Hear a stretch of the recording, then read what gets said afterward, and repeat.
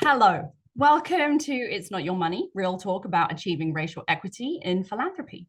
These slightly irreverent but frank conversations feature leaders challenging the status quo plaguing philanthropy today, and those that are demonstrating how we can collectively build a more equitable and just funding landscape, particularly for Black, Indigenous, and other people of color founders.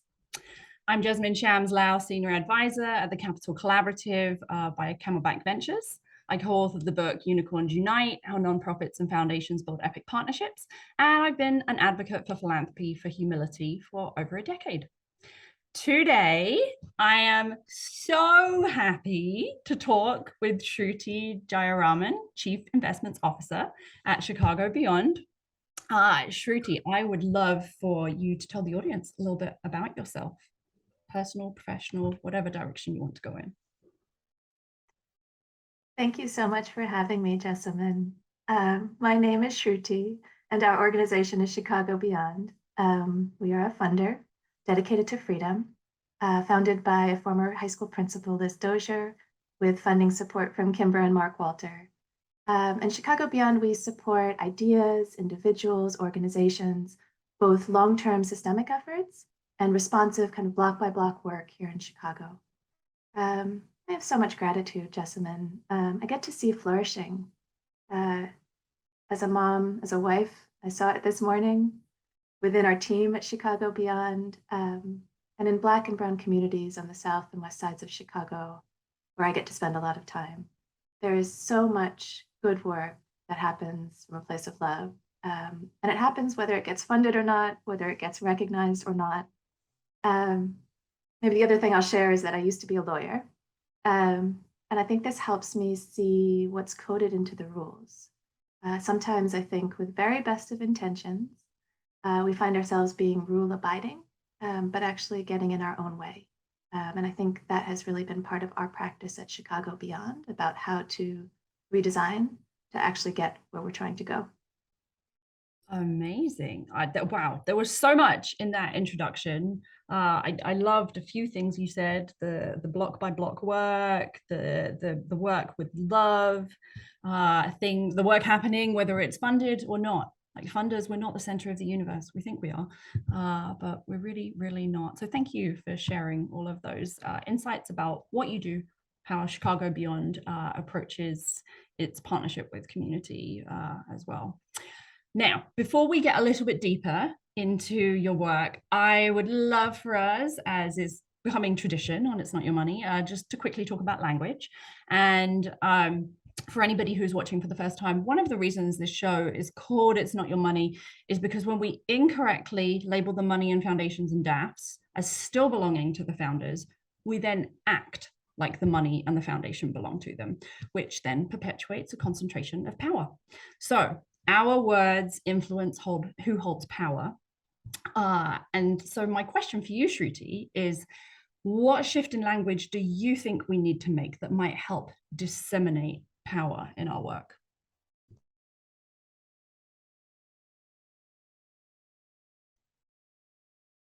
So one shift, I think, is away from us and them.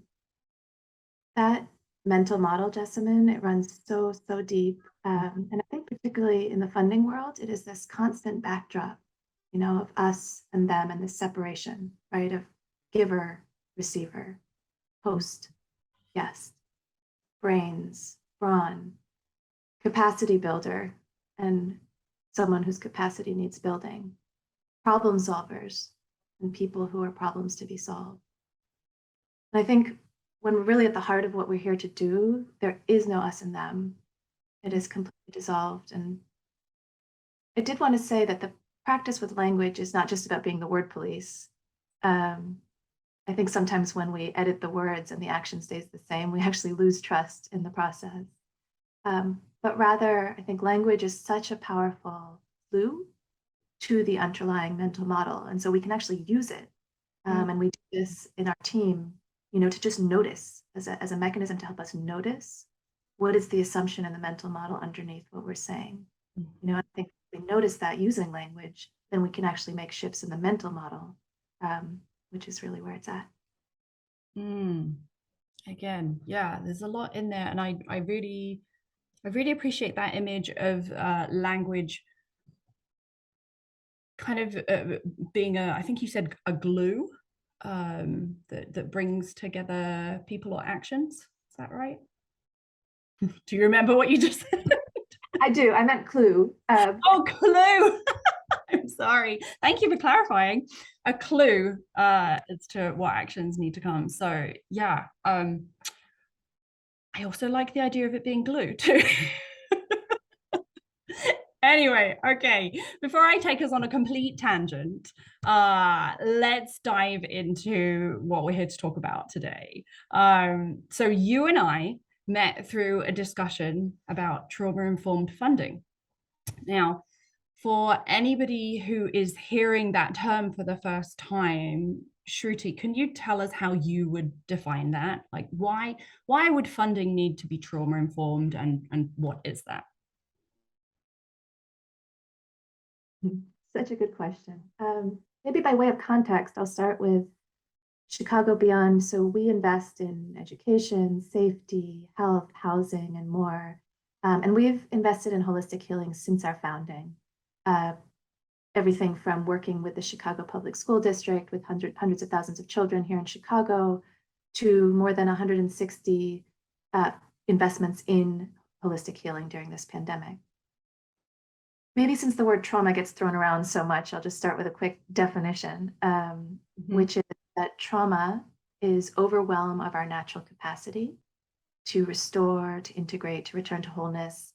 And it has this individual aspect, right? So I individually have experienced something that is overwhelming my natural resilience, Right.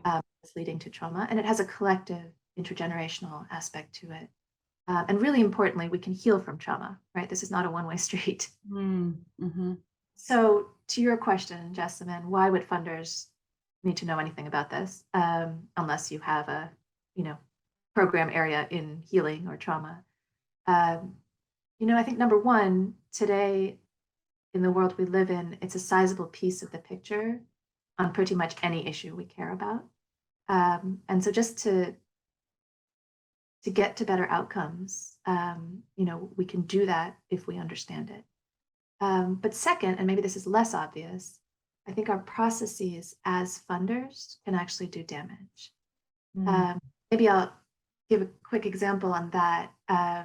So if you look at a traditional funding process, and this is true whether it's government, whether it's large philanthropy, whether it's family philanthropy, often there is this performance of trauma as a precondition to funding, right? So the best worst story wins the money. And to meet funder expectations of community engagement, often we end up creating this dynamic where a community has to enact and document the quantity of trauma, how it is the most suffering and the most full of problems and needs, right? So a individual mom has to tell and retell this story of losing her father to violence and maybe now losing her son as the price of access to resources. So not only is this not a step towards healing, it can actually be reliving of trauma. And so that's one element of the process where we've really focused on redesigning. So the investing process itself can veer towards healing. So this point that you've raised, I feel like it is so important, because I think oftentimes as funders, we are there in that role, in that position, in that career because we want to do good. We want to help, we want to support, we want to provide, or at least facilitate resources to be more fairly distributed, right? And so the process of philanthropy, I think, in the public's mind often, for the most part, and in our minds as well, is this innately good thing, right? We can't possibly be doing damage because we are here to help. The money is here to help. The whole activity is really, we all believe we're doing good. And to then turn around and say, wait, that might not always be true.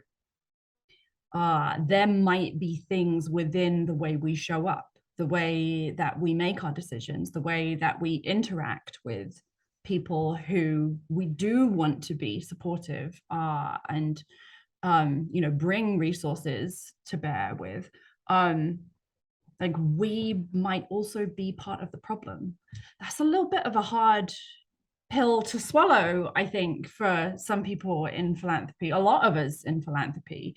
I guess I wonder, is that something that you have ever felt, that is difficult to face, that philanthropy, this system, this practice that you are representing, can also be harmful?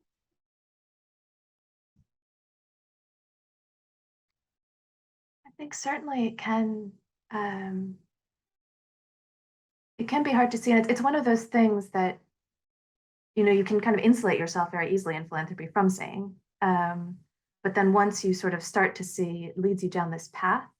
And I think the really wonderful thing about curiously going down that path is I think it leads to this opportunity to just be deeply human with other humans, and I think once we kind of move into that space of, I don't have to be the one with all the knowing, whether I am the funder, the researcher, I don't have to come in here.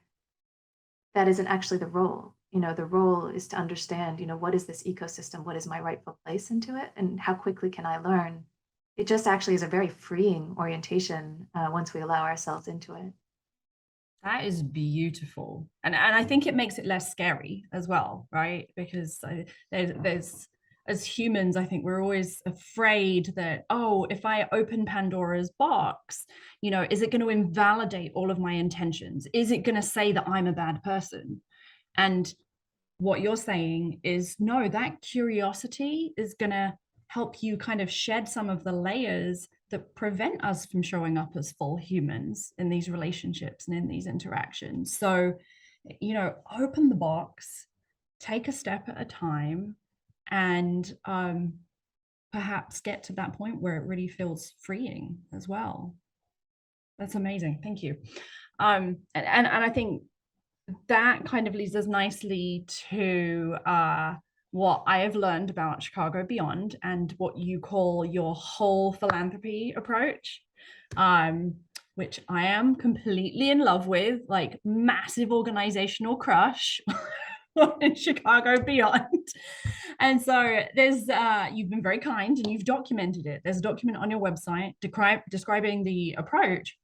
And one of the quotes that I just wanted to share with our audience says, whole philanthropy is grounded in justice.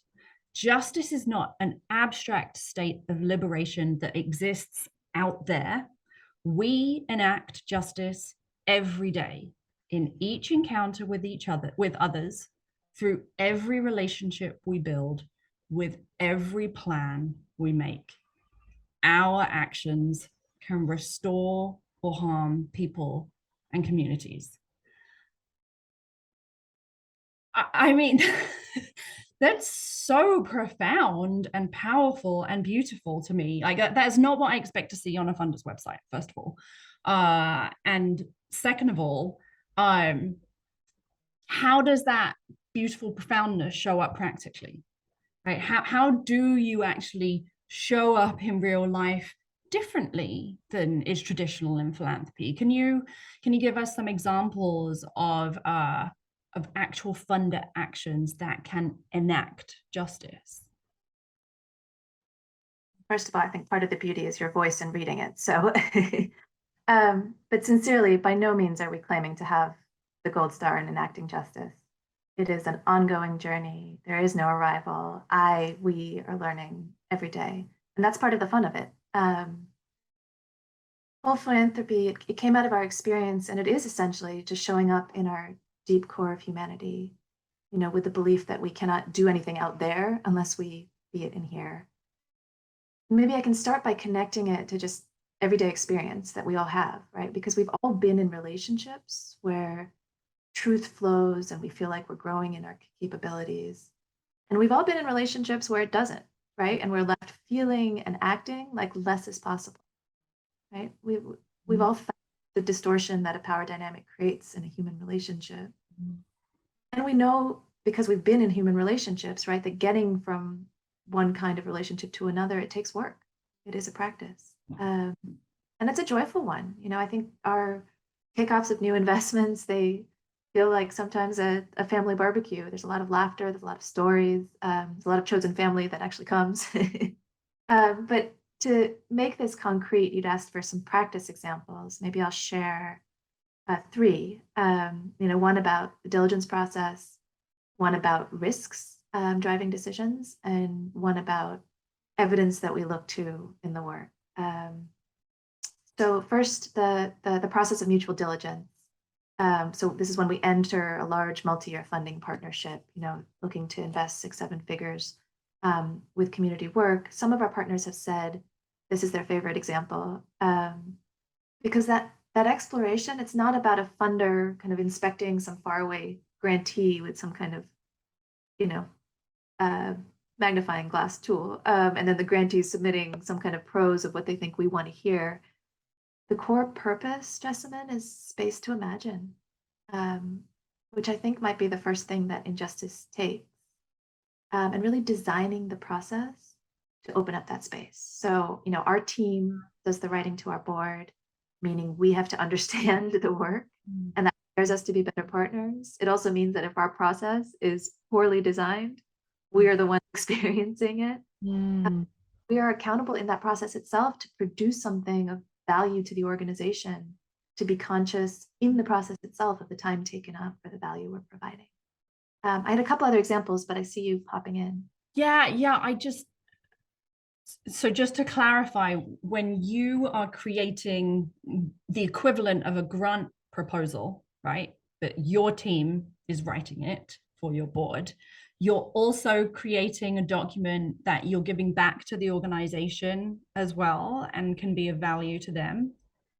That's wonderful. Do you know, like, in what ways people have used those documents? Absolutely. So we've had, one partner who'd, been in the work for probably a decade, but was really at the point of, kind of institution building, infrastructure building. And so this was taking so much of kind of oral tradition and putting on paper for the first time that later became her own board document. It fed into her website. And then obviously people use it for other grant proposals further on down the line. People have found it, both the process and then seeing it in black and white on paper, also almost a chance to kind of take the wide lens, because you're so much in the work day to day, a chance to actually say, wow, look how far we've come. Let me make some meaning of things. And I think the third way tactically people use it is it really, I think, also spurs learning and kind of a sense of looking forward to say, now I have on paper, here are some growth opportunities that we're focused on. Here are some things that we want to learn about and come back to, a year later, 2 years later. Amazing. That's really, really cool. And I love that you're not just creating something for the purposes of your organization. I think that that's one of our big problems in the social sector, is that everybody is often creating things purely usable for one funder. And to be creating something that it has value for the organization and the organization isn't creating it as well, it's great. That's a great example. So you had a couple more, so don't let me. Yes, and actually on that point, Jessamyn, it works in the other way too, right? Because when we begin, we're also starting from, if they've written things for other funders before, or there are other materials, starting there. So it's not just about creating from whole cloth. Risk analysis, what risks we're allowing to drive decisions. I think it's often commonplace that as a funder, we act on our risk of not feeling in control. But the other side of that is that those closest to the work might have minimal autonomy as a direct result of funder metrics, right? Or we might act on the funder's risk of discomfort, right? I've had people say this to me, right? Don't get too close.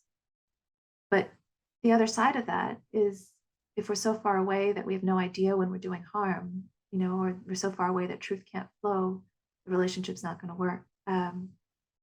So I think it's just almost in the vein of whole philanthropy, taking a wholer look. And And look, Jessamyn, it's a real thing to feel scared of trying to do something different. But I was a finance attorney, and I think when you can name the risks and see them more clearly based on truth flowing, you can actually structure for a greater probability of success, because the people are not the risks. Yeah. And getting behind what is working in community according to community, usually de-risks our funding, right? And so that approach to risk actually helps us notice differently in the work to say, oh, look, this organization is deeply accountable to community in the way that they operate. Oh, look, this collective is led by people who've personally lost, who've personally experienced. And so they have insight, not just as some community engagement meeting stapled somewhere downstream in some process, but as the starting point, as their center of gravity. So this kind of approach to risk, I think, allows us to work with community partners and strategize together. And then one more I'll offer just about evidence and what evidence we look to, which is really a practice about where do the ideas come from in the first place. So not just, who got consulted on paper, how many times, but who originates, who shapes the questions, who actually has the influence. Like when we draw out the real decision-making process about where funds are flowing, how does that picture reflect our belief about where wisdom lies? And so we have this guidebook called Why Am I Always Being Researched? And it really is about evidence with, not for, community. Amazing, Shruti. And yeah, I really do encourage people to go to Chicago Beyond's website to check out that guidebook as well. Why Am I Always Being Researched? It is another phenomenal resource for funders who want to further their work in this way of really understanding what the experience is for communities interacting with philanthropy. So there's another statement that Chicago Beyond uses that I would just love to hear your perspective on. It says, "We wrestle regularly with operating in this world while envisioning an equitable one." So we wrestle regularly with operating in this world while envisioning an equitable one. And I think for most funder professionals who are listening, this is going to resonate really deeply, right? They're committed to creating equitable funding practices, but they still have to operate within organizations and systems that perpetuate inequity, and they don't necessarily have the ultimate decision-making power within the organization to change things. So if you were to give advice to those peers, like how do you do that? How do you keep going when you're trying to hold on to the vision of equity within a horribly inequitable system? I'm giggling because part of the point of writing is to hold ourselves accountable. So I appreciate that you're coming back being like, you wrote this, how do you actually do it? It's such a good question, and everybody loves that line, Jessamyn. I think because a lot of us feel it.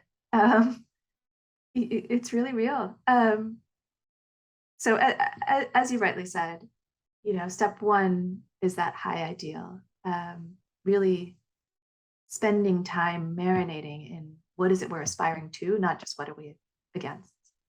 And that capacity of, dreaming for freedom is something we spend time on in community and take really seriously. Because if we're not so convinced about that, if we're not so convinced, about what comes up as pretty mission statement, then in those moments, it just starts feeling impossible.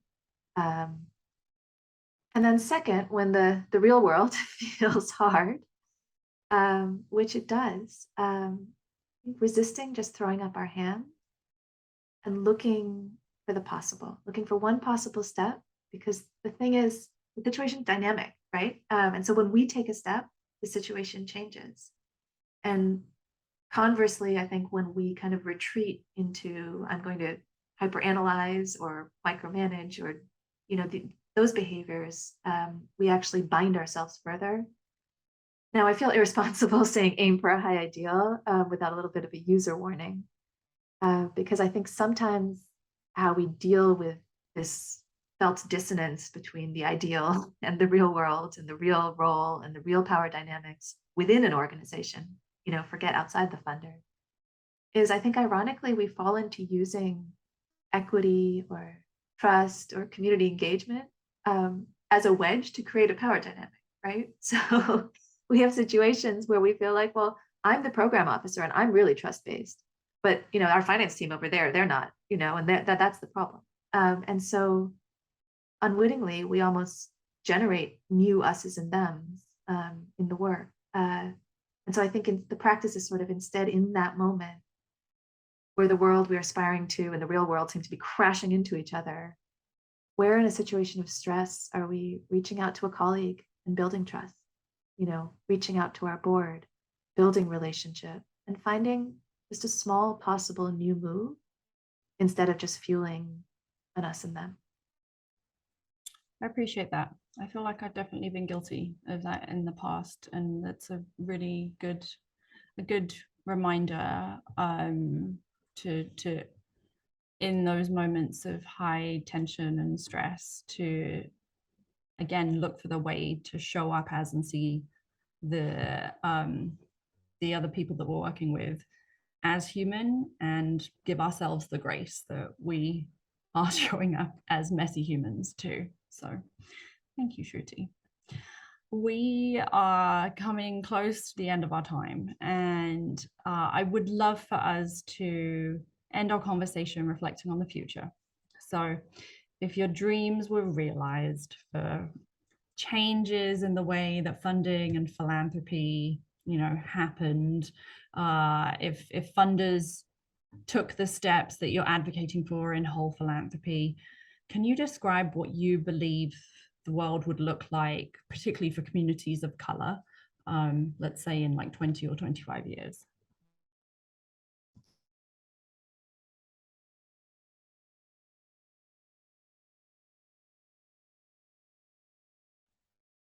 Gets to dream, it's dreaming itself is an act of self-determination. But you were asking specifically about dreams for philanthropy.